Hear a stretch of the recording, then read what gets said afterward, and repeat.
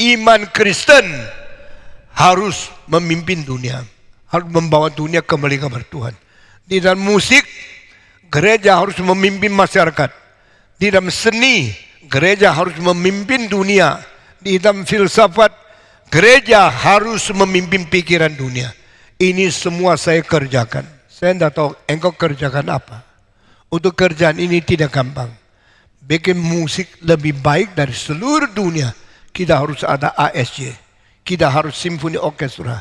Kita harus pakai ribuan juta untuk memelihara musikus-musikus. Kita harus membangun ratusan miliar supaya gedung yang bisa memetas musik.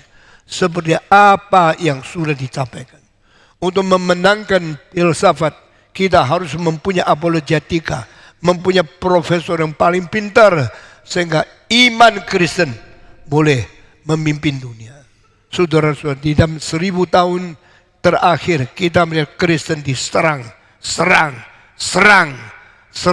Tetapi yang serang Kristen, yang kritik Kristen, bolehkah dapat kritikan yang lain?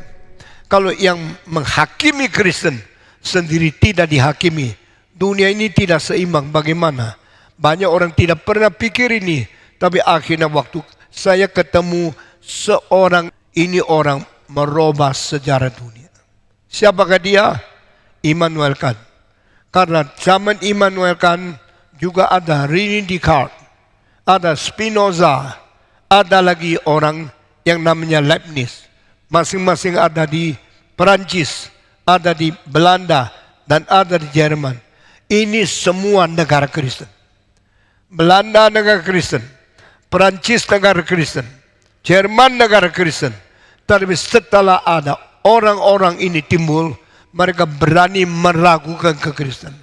Sehingga daerah Kristen, iman digoncangkan. Setelah iman digoncangkan oleh rasionalisme, maka René Descartes menjadi bapak pemikir modern, bapak filsafat modern. Spinoza menjadi bapak ilmu modern, dan juga orang seperti Leibniz, bapak instrumen ilmu yang modern. Leibniz membuat kalkulator pertama. Spinoza membuat filsafat meragukan Kristen pertama, dan juga René Descartes meragukan semua yang diturunkan sebagai iman kepercayaan yang dipegang oleh orang Kristen. Pada waktu Kristen diserang, tak habis-habis. Saya mau tanya, siapa yang boleh meragukan? Yang meragukan Kristen. Filsafat meragukan Kristen.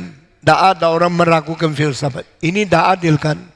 Tapi orang Kristen tak tahu. Cuma tahunya dipukul, ya diam aja. Diserang, ya diam aja. Dengan toleransi, dengan tidak balas, Kristen terus dihancurkan. Di dalam 300 tahun, gereja menjadi kosong. Banyak orang Kristen tidak lagi percaya. Dan gereja terus suram. Sampai kapan? Sampai gereja Reform Injili kita mulai berdiri tegar. Kita mulai beriman kuat. Kita mulai menyerang kembali. Tetapi di luar kita, saya melihat Immanuel Kant menjadi salah satu solusi yang baru untuk menentang mereka yang melawan Kristen. Kenapa? Waktu Kant tulis buku pertama, dia berusaha melawan David Hume. David Hume seorang yang paling melawan Kristen, tapi tidak ada orang melawan dia. Pada waktu Immanuel Kant menulis The Critique of Pure Reason, dia melawan René Descartes, dia melawan orang-orang seperti David Hume, melawan orang-orang yang menjadi musuh gereja. Nah, di sini seolah-olah ada sedikit pemutaran dari tren filsuf di dalam culture. Nah, kalimat-kalimat sekarang ini tidak gampang diterima oleh engkau, karena engkau tidak latar belakang dan filsafat, dan engkau tidak banyak mengetahui serangan dari pihak melawan Tuhan kepada Kristen itu apa. Nah, saya mempunyai tugas membereskan hal-hal yang sulit seperti ini. Seperti sekarang kita teruskan, saudara. Immanuel Kant mengatakan rasio, benarkah rasio bisa membuktikan Allah?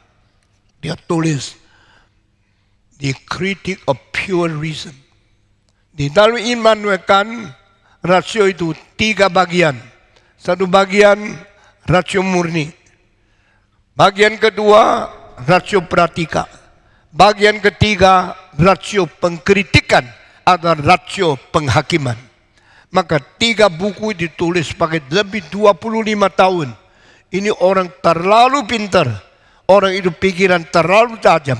Dia sanggup menulis 1000 halaman. Dan setiap kalimat tidak main-main. Tidak ada umpama. Tidak ada mitos. Tidak ada kiasan. Setiap kalimat teori. Orang pintar seperti itu hampir kita tidak lihat dalam sejarah.